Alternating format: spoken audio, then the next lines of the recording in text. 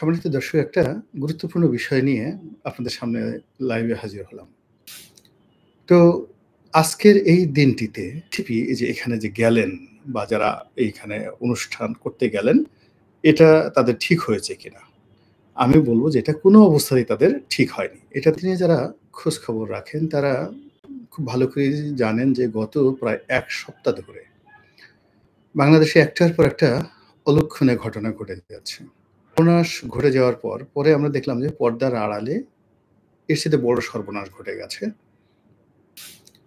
তো আজকের এই দিনটিতে অলনে ছাড়েন। গতকাল থেকেই কথাবার্তা শুরু হলো যে march to Gopalganj king's party হয়েছে, এনসিপি, ডক্টর মোহাম্মদ ইউনূসের দল। তো এই দলটি বর্তমান সময়ে সারা বাংলাদেশে তারা প্রোগ্রাম করে বেড়াচ্ছে। জামাতের লোকজন যেভাবে তাদেরকে সাপোর্ট দিত, সেই সাপোর্টটা না পাওয়ার কারণে তারা বিভিন্ন জায়গাতে গিয়ে সে বান্দরবনে, রাঙামাটির দিকে, খাগড়াছড়িতে গিয়ে সব জায়গাতে গিয়ে এনসিপির যারা নেতৃবৃন্দ রয়েছেন তারা খুব নাজেহাল অবস্থার মধ্যে পড়েছেন, লাঞ্ছিত হয়েছেন। এনসিপির কপাল খুলে গেছে। এর কারণ হলো যে পুরো যে বিএনপি বিরোধী শক্তিটি তারা সরকারি মদত চাচ্ছে। আর সরকারি মদত পাওয়ার জন্য তারা এনসিপির উপর নির্ভর করবে বা এনসিপির সঙ্গে তাদের যে আগের সম্পর্ক ছিল প্রাথমিক দিকে, অর্থাৎ ২০২৪ সনে সেই সম্পর্কটি আবার তারা নতুন করে এই সময়টিতে ঝালাই করছে। এর মধ্যে তারা বরগুনা, ভোলা দক্ষিণাঞ্চল সফর করছিল এবং সেখান থেকে চরমোনাই পীর সাহেবের বাড়িতে এসেছে এবং সেখান থেকে তারা সিদ্ধান্ত নিল যে মার্চ টু গোপালগঞ্জ। আজকে তারা গোপালগঞ্জ গিয়েছে। তো গোপালগঞ্জকে ঘিরে যে কাণ্ড কারখানা গতকাল থেকে আজ পর্যন্ত ঘটছে এবং এর ফলে আওয়ামী লীগের যে কি লাভ হচ্ছে, কি ক্ষতি হচ্ছে, এটা কি এনসিপির সঙ্গে, জামাতের সঙ্গে চরমোনাইয়ের আওয়ামী লীগের শত্রুতা নাকি আওয়ামী লীগের বন্ধুত্ব? মানে আওয়ামী লীগের একটা করিডোর দেওয়া হচ্ছে বিএনপির এগেইনস্টে। হঠাৎ করে কোনো মানে পূর্ব পরিকল্পনা নেই, কিছু নেই, মার্চ টু গোপালগঞ্জ।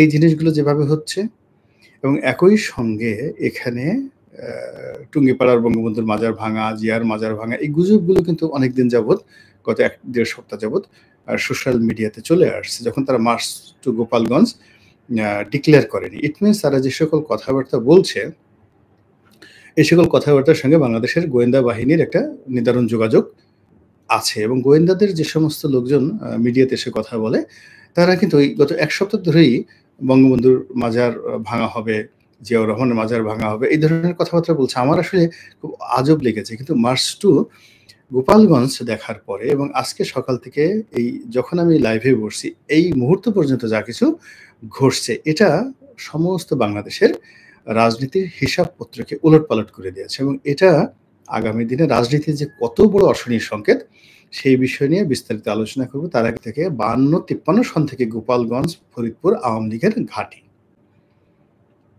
ফলে ওই অঞ্চলের মাটির সঙ্গে মানুষের হৃদয়, মন, মস্তিষ্কের সঙ্গে আওয়ামী লীগ যেভাবে মিশে গেছে, এটি পৃথক করা সম্ভব নয়। এটার যে পলিটিক্যাল ফিলসফি রয়েছে, এটার যে পলিটিক্যাল সূত্র রয়েছে, এটা এই তরুণ প্রজন্মের যারা আছেন তারা যেভাবে বোঝার চেষ্টা করছেন না, অনুধাবন করার চেষ্টা করছেন না এবং একইভাবে চিন্তা করুন যে ওদেরকে যারা বুদ্ধি দিচ্ছেন, ওদেরকে যারা টাকা দিচ্ছেন, তারাও এই বিষয়টা বুঝতেছেন না। বৃহত্তর ফরিদপুর মানে গোপালগঞ্জ, ফরিদপুর, রাজবাড়ী, তারপরে শরীয়তপুর, মাদারীপুর, এখান থেকে এগিয়ে যান বরিশালের মধ্যে অর্ধেকটা বরিশাল। দক্ষিণাঞ্চলের জেলাগুলো অর্ধেক বিএনপির আর অর্ধেক হলো আওয়ামী লীগ। কিছু কিছু আওয়ামী লীগ আমাদের বরিশাল বিভাগে আছে এলাকাতে, যেখানে টুঙ্গিপাড়ার চাইতে বা গোপালগঞ্জের চাইতেও সেখানে আওয়ামী লীগ বেশি জনপ্রিয়। যেমন আমার যে নির্বাচনী এলাকা গলাচিপ এবং দশমিনা, এটা এখানে আপনি কল্পনা করতে পারবেন না এখানে আওয়ামী লীগ কি পরিমাণ জনপ্রিয় এরকম। তো সেই দিক থেকে এই যে গোপালগঞ্জ, এটা একেবারে আওয়ামী লীগ যতদিন আছে, বঙ্গবন্ধু যতদিন এই নামটা থাকবে বাংলাদেশে, ততদিন পর্যন্ত এই গোপালগঞ্জ, বৃহত্তর ফরিদপুর, এটা আওয়ামী লীগের একটা ভোট ব্যাংক, তাদের একটা রং সিদ্ধান্ত।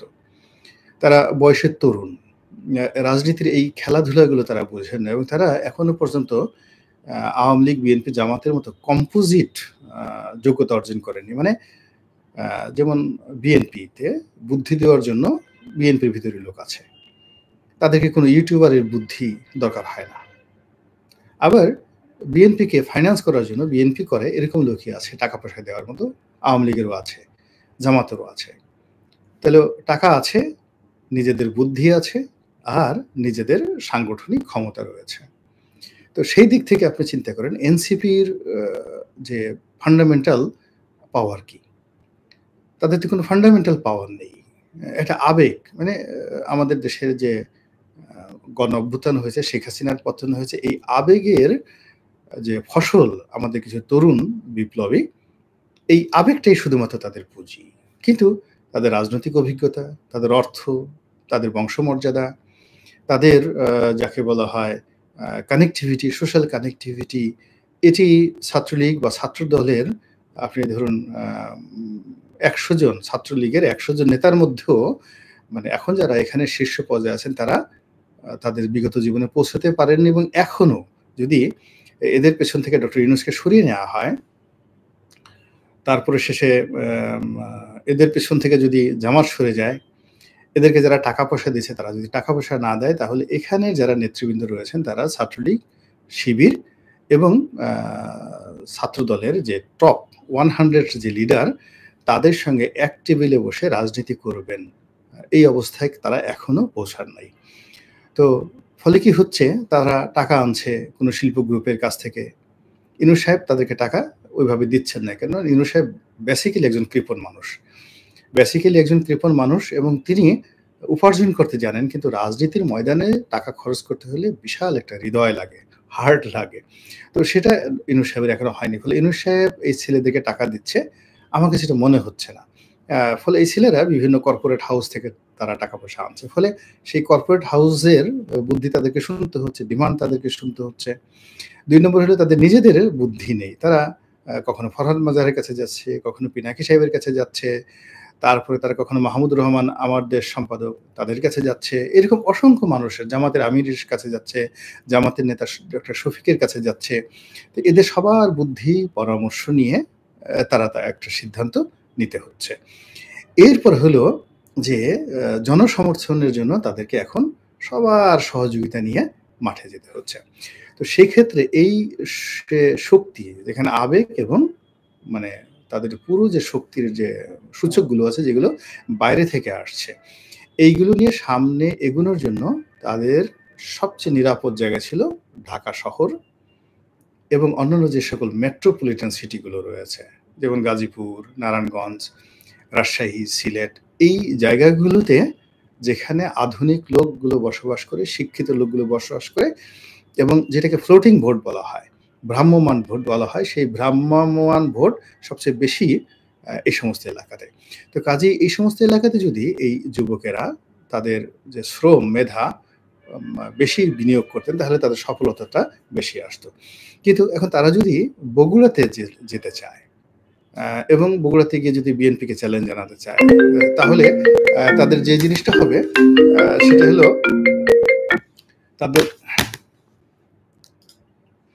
তাদের যেটা হবে সেটা শুধুমাত্র তারা পরাজিত হতে থাকবে, অপমানিত হতে থাকবে আর কি। তো সরি আমার একটা ফোন আসতেছে বারবার শুধুমাত্র এই। তো এরপরে যেটা হবে যে তারা শুধু বারবার পরাজিত হতে থাকবে।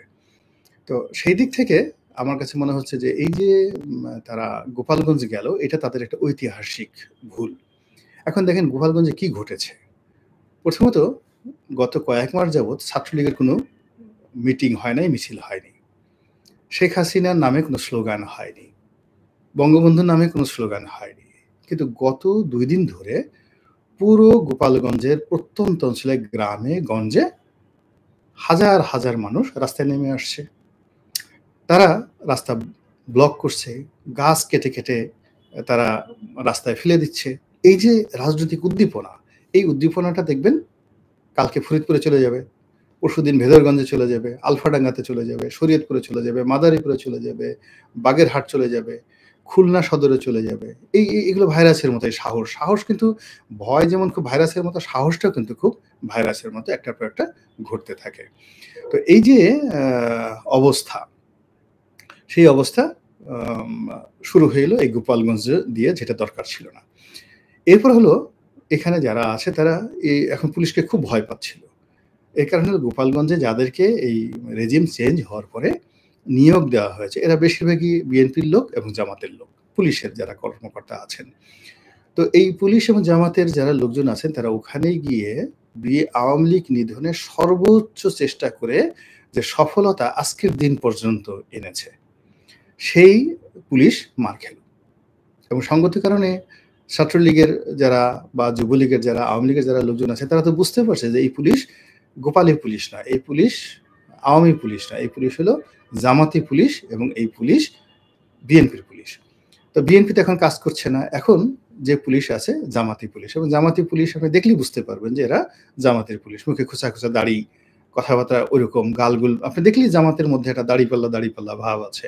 সেটা পুলিশে থাকুক আর সিভিল সার্ভিসে থাকুক, আপনি বুঝতে পারবেন। এই যে জামাতি পুলিশগুলো অ্যাসল্টেড হলেন এবং সামনের দিনগুলোতে তারা টার্গেটে পরিণত হলেন। ফলে জামাত তাদেরকে যেভাবে পুলিশ দিয়ে সহযোগিতা করতে পারত, ওটা হলো না। সবচেয়ে বড় ব্যাপার হলো যে বঙ্গবন্ধুর মাজার থেকে শুরু করে বিভিন্ন এলাকা এই যে এখন র‍্যান্ডমলি সেনাবাহিনী টহল দিচ্ছে এবং পাহারা দিচ্ছে। তো সেনাবাহিনী যখন পাহারা দিচ্ছে বঙ্গবন্ধুর মাজার রক্ষা করার জন্য, তখন আল্টিমেটলি রেজাল্টটা কার দিকে গেল? আওয়ামী লীগের দিকে গেল।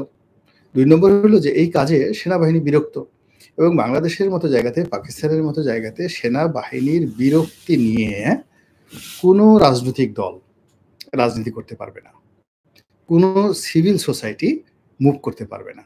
তাদের সঙ্গে সেনাবাহিনীর একটা সম্পর্ক থাকতে হবে। তো গত কয়েক মাসে সেনাবাহিনীর সঙ্গে সরকারের যে দূরত্ব, এনসিপির সঙ্গে যে দূরত্ব, তারপরে শেষে যারা ক্যান্টনমেন্ট আগুন ধরিয়ে দিতে চায়, এই টোটাল গ্রুপগুলো যখন এক হয়ে গেছে, এবং এক হওয়ার ফলে কি হলো, এই যে সেনাবাহিনী যারা মূলত আওয়ামী লীগকে উচ্ছেদ করেছে, ফলে সঙ্গতি কারণে তারা দেখবেন যে আওয়ামী লীগকে নিরাপদ আশ্রয় মনে করবে আবার। এবং যা কিছু হচ্ছে বাংলাদেশে, আলামত কিন্তু সেই দিকে যাচ্ছে। ফলে কাজেই এই যে যারা এনসিপির যারা লোকজন আছেন, তারা এই সময়টিতে এইভাবে গোপালগঞ্জ নিয়ে কান না চুলকালেও তাদের ভালো হতো। এই গেল ১। ২ নম্বর হলো যে তারা এই সময়টিতে একটা অসাধারণ সুন্দর সময় পেয়েছেন। তো সুন্দর সময় পেয়েছেন, সেই সুন্দর সময় পেয়ে গত ১ সপ্তাহ ধরে তারা যেভাবে একটার পর একটা সফল অনুষ্ঠান তারা করে যাচ্ছিলেন, এবং ১৯ তারিখে ঢাকাতে জামাতের যে মহাসমাবেশ, যেখানে তারাও হয়তো থাকবেন, এই মহাসমাবেশের জন্য ইতিমধ্যে ১০,০০০ গাড়ি বুক করা হয়েছে এবং ঢাকাতে ১০ লাখ লোক জামাত সেখানে সমাবেশে আয়োজন করবে।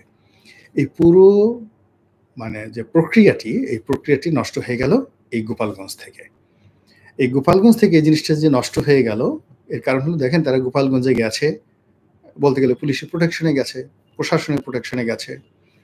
২ নম্বর হলো সেখানে লোক সমাবেশ তারা করতে পারেনি, এবং তারা যেখানে ফুল পুলিশ প্রোটেকশনে 100% পুলিশ প্রোটেকশনে সমাবেশ করবেন, চেয়ার টেয়ার বসেছেন, সেখানে ছাত্রলীগ গিয়ে ঢুকে সেই চেয়ার টেয়ার ভেঙে দিয়েছে এবং তাদের সাথে দৌড়াদৌড়ি করেছে, এবং তারা মঞ্চে বক্তব্য দিচ্ছেন, সামনে বসার মধ্যে কোনো লোক নেই।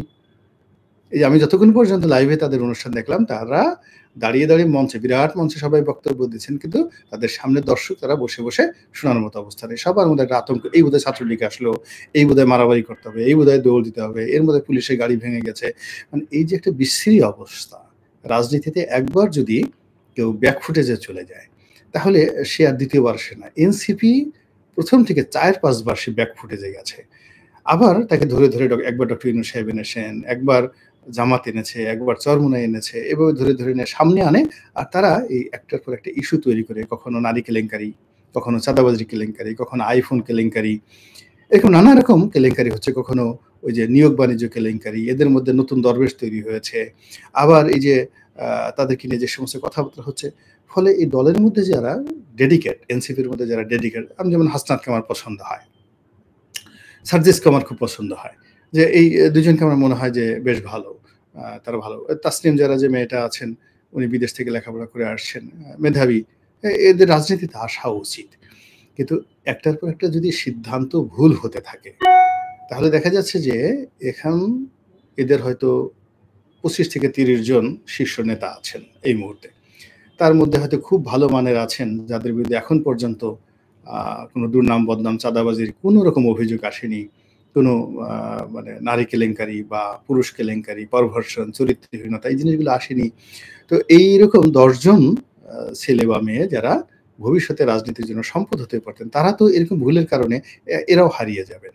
তো কাজেই আমার কাছে মনে হচ্ছে যে যতক্ষণ না পর্যন্ত ইলেকশন না আসে, এস্টাবলিশ না হয়, সবসময় হলো সুবিধাজনক জায়গাতে যুদ্ধের যে ময়দানে যারা যুদ্ধের ময়দান সিলেকশন করতে পারে, গ্রাউন্ড সিলেকশন করতে পারে, তারাই যুদ্ধের অর্ধেক জিতে যায়।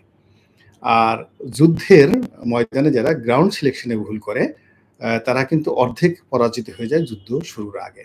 তো সেই ক্ষেত্রে মানে যে সকল জায়গা খুব ঘাঁটি, মানে রাজনৈতিক দলগুলোর ঘাঁটি, সেটা জামাতের ঘাঁটি হোক, জাতীয় পার্টির ঘাঁটি হোক, আওয়ামী লীগের ঘাঁটি হোক, বিএনপির ঘাঁটি হোক, সেখানে এই নতুন দলটির একেবারে যাওয়ার প্রয়োজনই নেই।